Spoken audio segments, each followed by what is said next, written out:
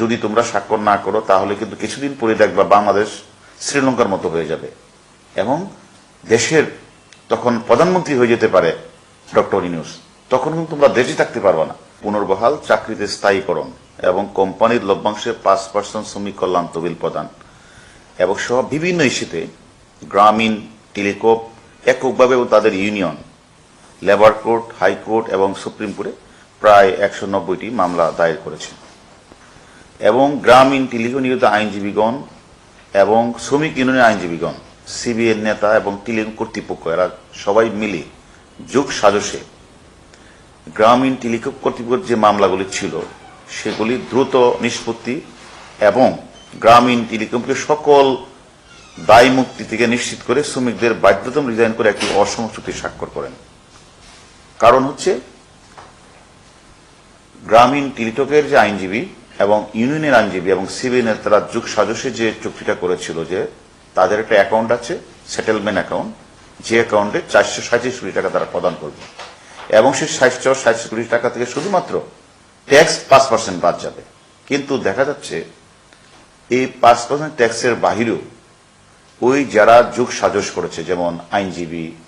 সিবিএর নেতা এবং কর্তৃপক্ষ, তারা 3 সিবিএর নেতার অ্যাকাউন্টে চলে যায় 9 কোটি, 3 কোটি করে 9 কোটি, আর এককভাবে আইনজীবীর অ্যাকাউন্টে চলে যায় 16 কোটি। এরাই মূলত যুগ সাজসটা করে তারা ইউনিয়নের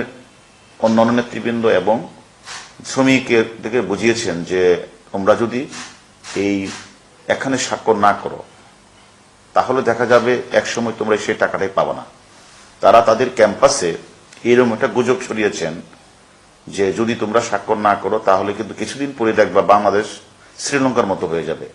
এবং দেশের তখন প্রধানমন্ত্রী হয়ে যেতে পারে ডক্টর ইউনূস। তখন কিন্তু তোমরা দেশে থাকতে পারবে না। অতএব আমরা যে সেটেলমেন্ট, যে চুক্তিটা করে সেটেলমেন্ট করে যে টাকাটা এনেছি এখান থেকে তোমরা কিছু নিয়ে তোমরা স্বাক্ষর করে নাও। এই যে একটা অসম চুক্তি, তারা তাদেরকে অর্থনৈতিক প্রলোভন এবং তারা তাদেরকে ভয় দেখিয়ে যে স্বাক্ষর করিয়ে তারা যে চুক্তিটি করেছেন, আমি মনে করি এটা একটা অসম চুক্তি এবং এই ফাঁকে তারা যে শ্রমিক ইউনিয়নের নেতৃবৃন্দ, যে সিবিএর নেতারা 3 কোটি 9 কোটি নিয়ে যাওয়া এবং আইনজীবী এককভাবে 16 কোটি নিয়ে যাওয়া, এটা আমি মনে করি এটা এক ধরনের অসম চুক্তি এবং তারা টাকাটা নিতে পারে না। কারণ এটা সেটেলমেন্ট অ্যাকাউন্ট থেকে তারা গোপনে পারিতোষিক নিতে পারে না। এখানে তারা চুক্তি ভঙ্গ করেছে এবং আমরা আরেকটা জিনিস বলি যে এই যে ভয়ভীতি প্রলোভনের প্রেক্ষিতে ইউনিয়নের নেতা এবং নিয়োজিত আইনজীবীরা যে যুগ সাজসে বিশ্বাসভঙ্গ, প্রতারণামূলকভাবে বিপুল অর্থ হাতিয়ে নেয়,